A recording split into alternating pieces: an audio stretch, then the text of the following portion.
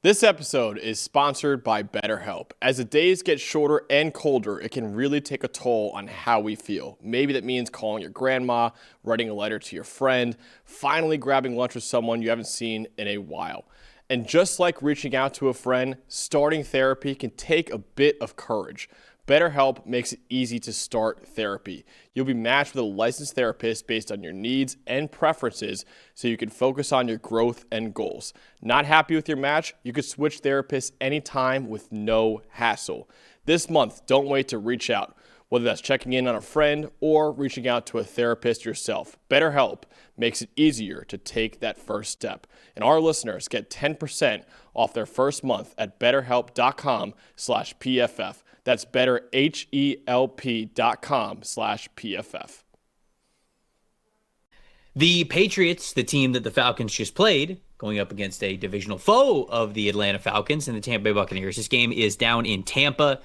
You want to start talking about the Patriots side of things or Tampa side of things? So I'm going to go with Tampa's defense. And as we know, Todd Bowles is notorious for making quarterbacks wilt under the pressure of all his blitz packages and simulated pressures and rotations and just everything that comes with a Todd Bowles run defense. And Drake May has to go out there and deal with this, especially with his young offensive line, the young left side of that offensive line with Will Campbell and Jared Wilson there at left tackle and left guard. So when you look at the Bucs, the real key to this is Todd Bowles and his ability to confuse Drake May and force him into mistakes. They blitz at a top 5 rate in the NFL. When they do blitz, they get pressure at a top 5 rate in the NFL. But New England so far, considering the youth on their offense, has done a really good job, A, of picking up blitzes, and then B, Drake May reacting to them. So now, I mean, when he sees extra pressure, part of that 8th ranked PFF grade there is the fact that he does take off and run, right? He's an athlete. If he doesn't have an answer to beat the blitz, he can still beat you outside the pocket and get north and south as a scrambler as well. I think that could play a big factor in it, and how Todd Bowles is going to keep him in the pocket and prevent him from making plays either with his arm or his legs outside the numbers. So I think when you look at just that matchup, anytime you've got a first or second year quarterback going up, especially with an offensive line that's very young, especially on that left side, anytime you have Todd Bowles going against a first or second year quarterback, this is the matchup you look at. How can Drake May handle that in big situations? And if the Bucs run defense holds up on early downs against Travion Henderson, against if Ramondre Stevenson is playing as well, and Drake May's in those 3rd and 7, 3rd and 8 obvious passing situations, it's going to become him and the pass protection against Todd Bowles. Whoever wins that matchup is at a huge advantage in this game. Yeah, I really do think that the chess matchup between Drake May or Josh McDaniels as well, just the preparation, how confident he is going to be, versus Todd Bowles and giving him some looks that he is not expecting to see is the matchup in this game. But on the other side of things, I think that Baker Mayfield versus the man in the mirror is also a major matchup here, because when you've looked at him over the last couple of weeks, he's kind of cooled down a little bit from that MVP momentum that he had through the first 4 weeks of the season. And when you look at his numbers and you look at his performance, it's not like he wasn't putting the ball in harm's way when it came to turnover-worthy plays. He still had more than one turnover-worthy play, I believe, in each of the first 4 games of the season. He had a good amount of turnover-worthy plays. Dalton, the difference was he just had more big-time throws. Like, he had at least 2 big-time throws in each of the first 5 games, and he had 3 big-time throws, and I believe 4 of them. So, yes, he was putting the ball in harm's way, but he was also a gunslinger, and he was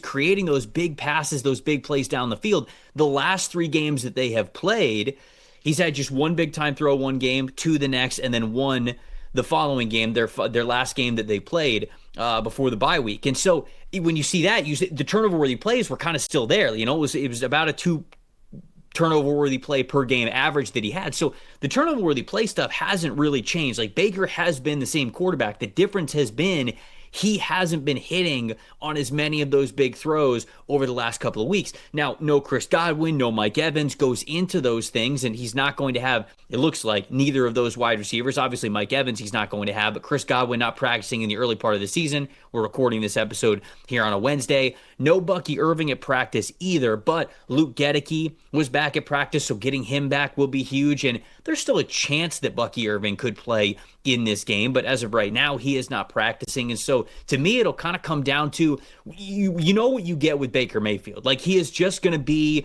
a hot and cold. You take the good, you take the bad, but you've got to have the good with the bad. And I think that has been something that has held this offense back a little bit over the last couple of weeks. And so I think this is a toss-up game. I truly do. It as it often does, comes down to the quarterback position, and there's not a ton of evaluation that you have to do outside of that because of how impactful it is.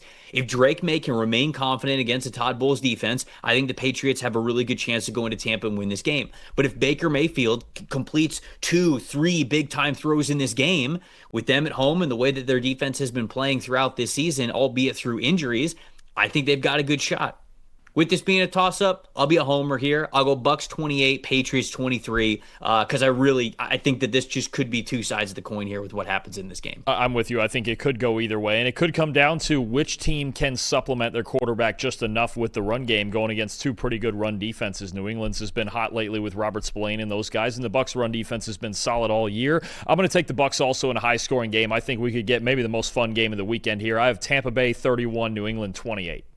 Walt is saying that Robert Spillane, his guy, who he's obviously really missing in Las Vegas, will get 20 tackles in this game. Wow, 20. 20. You don't see 20 too often. Man. But if anybody would do it, it would be him.